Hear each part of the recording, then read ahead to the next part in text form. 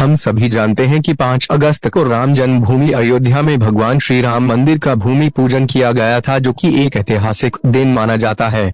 मर्यादा पुरुषोत्तम श्री राम, जो कि विष्णु भगवान के 7वें अवतार थे, श्री राम अपने वचनों का पालन करने के लिए 14 वर्ष तक अपने भाई लक्ष्मण और पत्नी सीता के साथ वन में रहे थे। वैसे तो श्री राम के वन से जुड़े कई किस्से सुने होंगे, लेकिन आज हम आपको बताने जा रहे हैं एक ऐसे किस्से के बारे में जो आपने शायद ही सुना हो। जी हाँ, एक ऐसी पौराणिक कथा है जिसमें एक अप्सरा ने भगवान श्री राम को श्राप दे दिया था। प्रभु श्री राम से जुड़ी पौराणिक कथाओं में से एक कथा श्री राम के द्वारा किए गए बाली के वध से जुड़ी हुई है। किष्किंधा का राजा बाली देवराज इंद्र का पुत्र था। बाली जिससे भी लड़ता था, वह चाहे कितना भी शक्तिशाली क्यों ना हो, उसकी आधी शक्ति बाली में चली जाती थी, जिससे सामने वाला कमजोर पड़ जाता था और मार दिया जाता था। हम आपको बता दें कि बाली ने अपने भाई सुग्रीव की पत्नी और उनकी संपत्ति को हड़प कर सुग्रीव को राज्य से बाहर निकाल दिया था। उसके बाद जब भगवान श्री राम वनवास के दौरान सुग्रीव से मिले तो सुग्रीव ने अपनी यह करुण कथा भगवान श्री राम को सुनाई।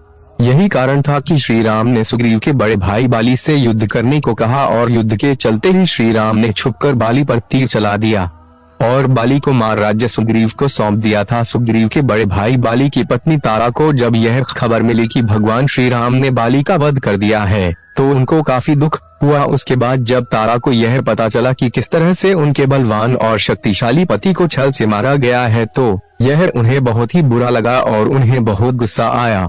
हम आपको बता दें कि बाली की पत्नी तारा एक अप्सरा थी, जो कि समुद्र मंथन से बाली को प्राप्त हुई थी। तारा ने भगवान श्री राम को गुस्से में श्राप दे दिया। बाली की पत्नी तारा के द्वारा दिए गए श्राप में तारा ने श्री राम से कहा, आप अपनी पत्नी सीता को रावण से वापस पाने के बाद उन्हें फिर से खो देंगे और वे आपसे बहुत दूर चली जाएंगी। इसके अलावा तारा ने यह भी कहा कि अगले जन्म में उनकी मृत्यु उनके पति बाली द्वारा ही होगी। आपको बता दें कि बाली का एक पुत्र भी था जिसका नाम अंगद था। बाली ने मृत्यु के समय अपने पुत्र अंगद को शिक्षा दी थी। उन्होंने कहा था कि मेरी बात ध्यान रखना, देश काल में परिस्थितियों को पूरा करना और कोई भी कार्य सोच समझ कर करना। दूसरी बात यह कही थी कि किसके साथ कब कैसा व्यवहार करना चाहिए, इस बात का विशेष ध्यान रखना। बाली ने कहा, तीसरी और सबसे महत्वपूर्ण बात यह है कि हमेशा अपने मन में क्षमा भाव रखना, सुख दुख का सहन करना, क्योंकि यही जीवन का सार होता है। हम आपको बता दें कि भगवान विष्णु ने 8वें अवतार में भगवान श्री कृष्ण के रूप में जन्म लिया था। भगवान श्री राम के अवतार में जो भी उन्हें श्राप मिला था वे सच हुआ। इस जन्म में भगवान श्री कृष्ण के इस अवतार का अंत बाली के अवतार बील के द्वारा ही हुआ।